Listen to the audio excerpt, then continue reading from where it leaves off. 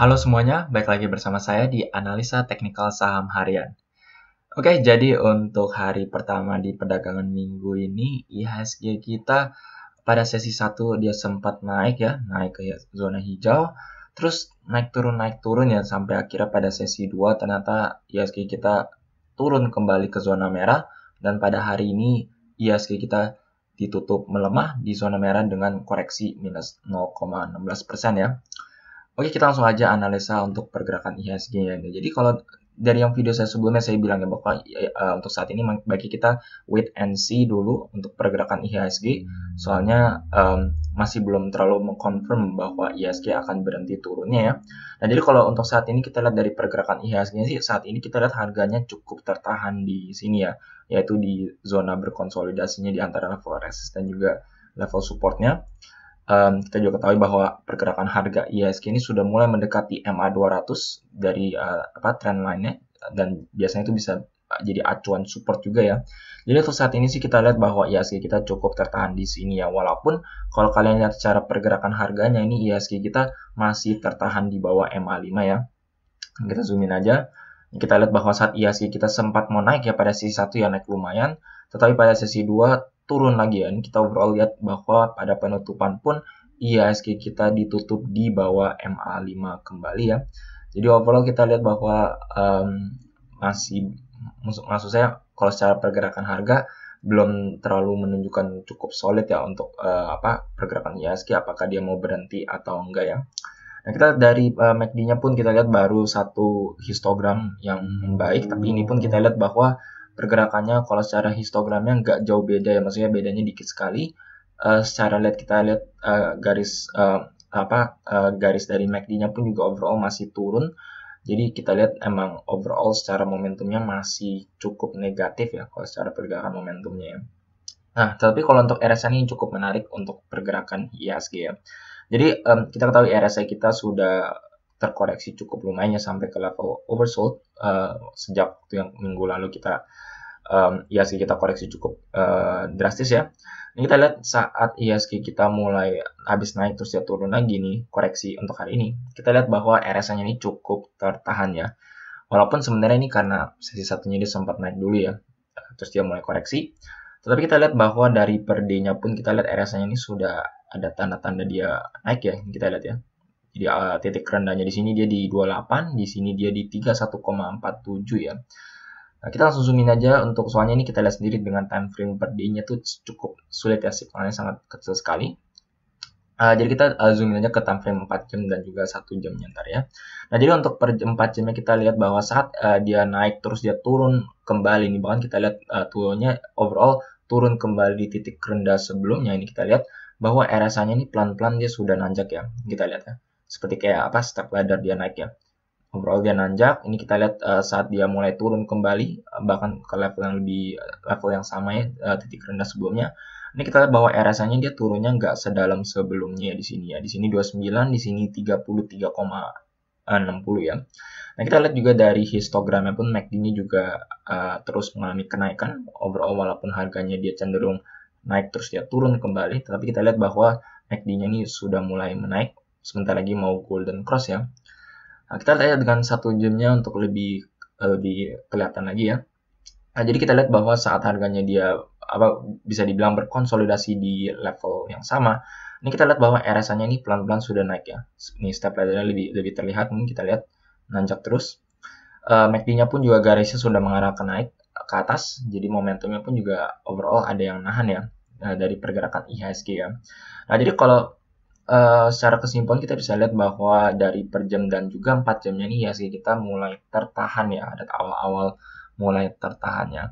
Nah, tapi kalau biasanya untuk IHSG saya lebih suka misalnya ya kita ambil acuan juga dengan time frame per day-nya. Soalnya kan kalau 4 jam sama 1 jam ya kita bisa anggap itu biasanya buat trading ya. Jadi orang menggunakan 1 jam dan juga 4 jam untuk signal IHSG dalam melakukan trading ya. Maksudnya momentum per jam dan juga 4 jamnya gimana. Nah, tapi kalau secara per day-nya pun memang ada tanda sedikit ya. Ini kita lihat sendiri RSI-nya ada tanda-tanda dia mau naik, tetapi ini baru beberapa candle doang ya. Jadi belum terlalu bisa mengkonfirmasi kalau menurut saya bahwa kalau IHSG kita akan berhenti turunnya ya. Ini kita ketahui juga saat dari pergerakan harga itu masih tertahan di MA5 ya. Jadi kalau menurut saya masih cukup tertekan ya. Walaupun maksud saya walaupun ini kita lihat ya dari 4 jamnya dan juga 1 jam sih ada tanda-tanda nih mau naik. Jadi kalau menurut saya mungkin secara optimis mungkin IHSG kita akan berhenti di sini ya. Soalnya ini kita lihat dari 4 jam satunya sudah ada tanda-tanda dia mau naik, dan mungkin untuk minggu ini IHSG ada potensi untuk naik ya. Dengan target menurut saya target awalnya itu adalah mencapai level resistnya kembali di sekitar 5.840-an ya. Oke, jadi itu untuk pergerakan IHSG, dan selanjutnya kita akan bahas hari ini yaitu BBRI ya, yang hari ini naiknya cukup besar ya, terutama untuk BBRI ini sangat lumayan besar ya. Dan jujur saya nggak terlalu antisipasi ya bahwa BBRI ini akan naik ya, soalnya kalau kalian nonton video saya sebelumnya dan sesuai saya analisa, BBRI ini belum ada tanda-tanda bullish divergence dari pergerakannya, sehingga saya belum terlalu pasti bahwa BBRI ini akan berhenti penurunannya ya. Nah, ini maksud saya apa? Kita lihat aja dari dari MACD-nya dan juga money flow index-nya ya. Jadi awalnya kita lihat di sini dia turun lebih dalam, ini kita lihat bahwa emang secara garis MACD-nya pun dia emang turun lebih dalam. Money flow index-nya pun juga sama, kita lihat dari awalnya di sini terus dia turun lebih dalam lagi ya. Jadi overall emang menurut saya belum ada tanda-tanda bullish divergence, sehingga saya nggak terlalu antisipasi bahwa BBRI ini akan mengalami kenaikannya. Nah, jadi kita langsung aja lihat dari pergerakan BBRI ya. Nah, untuk hari ini BBRI ini naik cukup besar. Bahkan kalau kita lihat secara pergerakan harganya pun dia sudah tertahan di atas MA5, tertahan di atas MA10, dan saat ini menyentuh garis MA20-nya, yaitu biasanya menjadi resisten dari suatu downtrend-nya ya. Jadi kalau menurut saya secara pergerakan harga bagus untuk BBRI, walaupun baiknya maksud saya dikonfirmasi dengan pergerakan harganya bisa break MA20-nya ya, untuk mengkonfirmasi bahwa BBRI ini benar-benar turun ya. Soalnya biasanya untuk suatu pergerakan yang masih downtrend itu biasanya dia tertahan di atas di bawah MA20 ya. Jadi kok seperti sebagai contohnya, misalkan waktu dia turun terus dia sempat mau break MA20-nya di sini tapi dia gagal dan akhirnya turun lebih dalam ya. Jadi untuk saat ini kita lihat polanya pun juga mirip. Baiknya secara pergerakan harga kita tunggu sampai BBRI ini mengkonfirmasi dengan dia bisa break MA20-nya ya. Nah, kita lihat dari pergerakan MACD-nya ini kita juga lihat ya, cukup mendadak ya kalau menurut saya. Ini kita lihat secara MACD-nya pun biasanya kan kalau ada kenaikan ini biasanya ada gradasinya, mesin gradasi dia mulai naik. Tapi kita lihat di sini dari awalnya dia minus 8 dia langsung loncat ke 5 ya, ini cukup langsung naik ya. Jadi kayak seperti ada sudden maksudnya pergerakan hari ini cukup sudden. Jadi biasanya sih kalau kayak gini-gini biasanya mungkin ada berita sesuatu dari BBRI yang mungkin mendongkrak harganya dia naik hari ini ya. Tapi itu ya nggak selalu ya, nggak harus. Jadi ya overall kita lihat aja bahwa saat ini MACD-nya pun ada tanda-tanda dia golden cross. Jadi ada perubahan dari pergerakan momentumnya BBRI ya. Nah, kita zoom in aja dengan time frame per 4 jamnya ya. Nah, jadi untuk per 4 jamnya ini juga cukup menarik ya maksud saya. Soalnya kita lihat bahwa secara 4 jamnya pun ini belum ada tanda-tanda bullish divergence dari pergerakan harganya. Ini kita lihat money flow index-nya dari level di sini terus dia turun lebih dalam. Nah, tapi untuk pergerakan dari kemarin dan juga hari ini kita lihat bahwa yang waktu perdagangan minggu lalu ya, ini kita lihat titik ketinggiannya dia masih bahkan belum mencapai ketinggian dia sebelumnya. Tetapi pada perdagangan hari ini dia mendongkrak naik lebih atas ya. Jadi overall ini kita lihat money flow index-nya sudah menyentuh level ketinggian yang lebih tinggi dari dia sebelumnya. Jadi overall kita lihat bahwa dari money flow index per 4 jamnya sih tanda-tandanya nih BBRI ini mau naik ya, mau uptrend ya. Soalnya sudah bisa mencapai ketinggian dia yang lebih tinggi daripada sebelumnya ya. Nah, kita langsung zoom aja dengan time frame per jamnya. Nah, jadi ini mungkin salah satu alasannya kenapa saya miss ya. Soalnya saya kalau untuk pergerakan BBRI biasanya saya jarang menggunakan time frame 1 jam ya. Nah, jadi untuk 1 jam ini sebenarnya sudah ada tanda-tanda dia mau naik ya. Nih, kita langsung lihat aja. Jadi saat harganya dia menyentuh di sini, yaitu di money flow index ya di 5,9 ya, sangat oversold ya. Terus kita ketahui dia baru naik sebentar, terus dia turun lebih dalam ya. Overall kita lihat pergerakan harganya dia turun lebih dalam. Tetapi kita lihat money flow index-nya justru dia naik ya. Gak hanya dari money flow index, kita lihat juga dari MACD-nya pun dia justru naik ya. Jadi ada tanda-tanda bullish divergence dari pergerakan BBRI. Dan akhirnya kita lihat sendiri money flow index ini terus mengalami kenaikan yang terus uptrend menurut saya. Kita lihat titik rendahnya dia terus mengalami kenaikan, titik ketinggiannya juga pelan-pelan dia naik dan akhirnya dia naik cukup tinggi untuk hari ini ya. Jadi kalau menurut saya untuk kalian yang pantau pergerakan BBRI di 1 jam ya, mungkin kalian get this signal dan akhirnya mungkin kalian bisa profit ya. Jadi overall kita lihat emang ada tanda-tanda bullish divergence dari pergerakan 1 jamnya ya. Nah, jadi kita lihat bahwa dari 1 jamnya ini ada tanda-tanda bullish divergence dan dia sudah naik cukup tinggi. Dan kita juga lihat dari 4 jamnya pun ini juga mencapai ketinggian yang lebih tinggi dari sebelumnya ya. Jadi menurut saya ini overall pergerakan BBRI ini mirip seperti IHSG. Jadi overall dia osilatornya ini mencapai level yang lebih tinggi. Jadi kalau menurut saya untuk BBRI ini mungkin cukup menarik ya, maksudnya mungkin akan berhenti turunnya ya. Dan kalau kita lihat secara pergerakan harga, mungkin BBRI ini akan tertahan di level support ini di 3.830 ya. Jadi mungkin nggak akan turun lebih dalam lagi. Antisipasi kalau menurut saya mungkin dia akan ngetas MA20 ya, biasanya dia akan gagal dulu, jadi dia akan turun dulu, turun lagi, mungkin turun terus dia mungkin membentuk pola semacam double bottom, dia akan turun seperti double bottom terus akhirnya dia ngetas ulang level resistnya. Dan menurut saya ini pasti akan ngetas di level resist di 4070 terus antisipasinya kalau emang dia berani turun ya dia akan break ininya untuk mengconfirm double bottomnya, yaitu pattern reversal dari awalnya dia downtrend untuk mengalami pergerakan uptrendnya. Jadi tuh ini maksud saya untuk saat ini ya masih spekulasi, soalnya kita lihat sendiri pergerakan harga masih segini.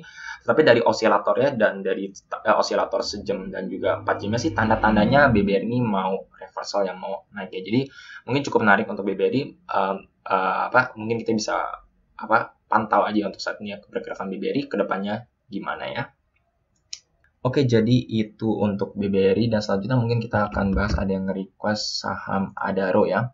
Nah, jadi untuk Adaro ini cukup tertekan ya, maksudnya mungkin kalian pantau juga beberapa saham-saham batubara hari ini naik ya. Soalnya kalau kalian lihat pergerakan Newcastle Coal itu naik ya. Nah, ini mungkin saya juga jelaskan ya kenapa saya nggak analisa chart Newcastle Coal ya. Soalnya Newcastle Coal chartnya seperti ini ya, maaf ya.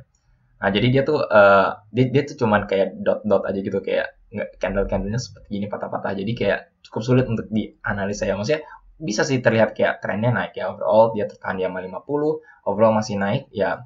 Tapi cukup sulit ya. Jadi kalau menurut saya, jadi saya berdasarkan harganya nih. Saat ini sih emang harganya dia menyentuh level yang lebih tinggi, sehingga seharusnya itu menjadi katalis untuk saham-saham batu bara untuk mengalami kenaikan ya.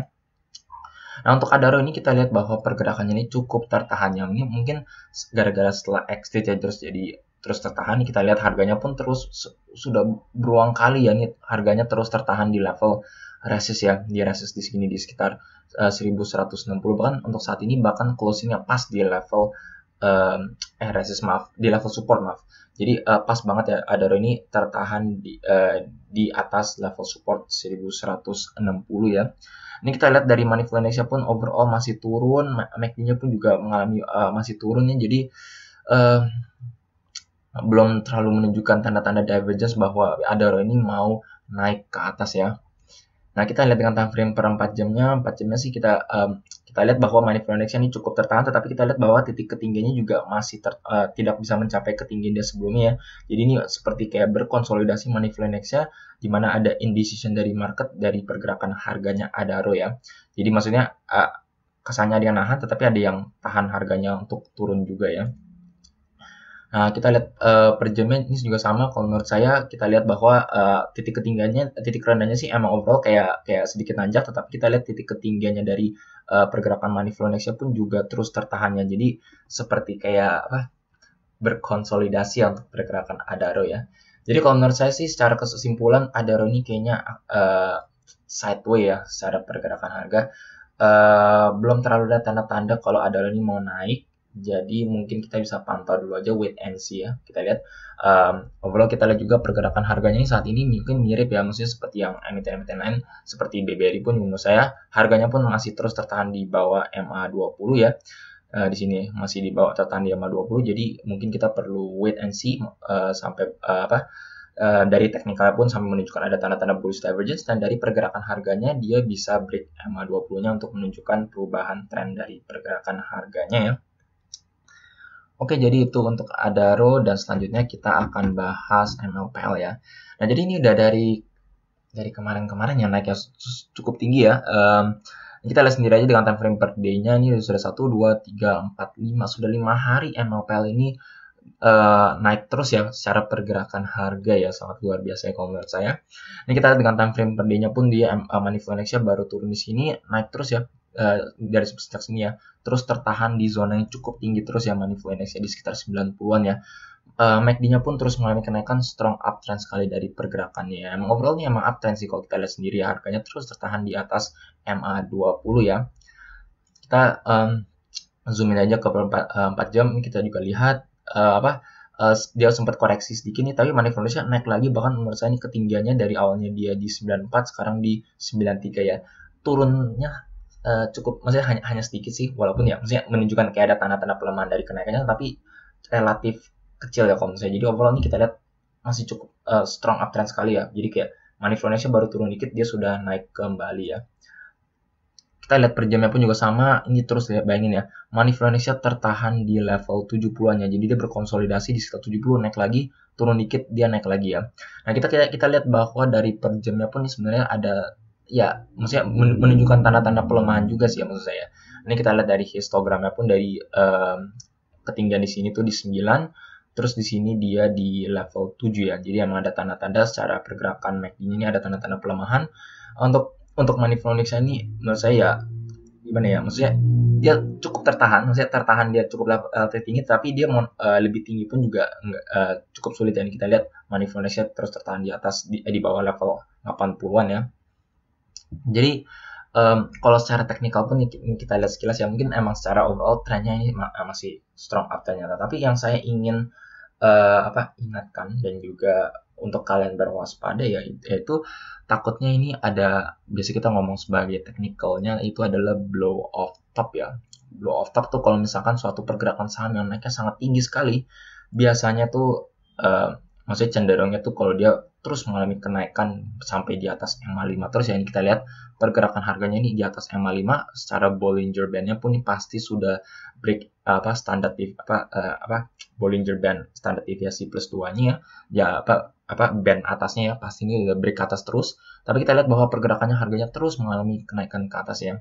Nah, jadi pergerakan yang sangat steep, maksudnya naiknya sangat pesat sekali ini ya, itu biasanya takutnya diikuti dengan penurunan harga yang cukup dalam ya. Jadi mungkin saya sering jelaskan juga waktu bahas pergerakan nikel ya.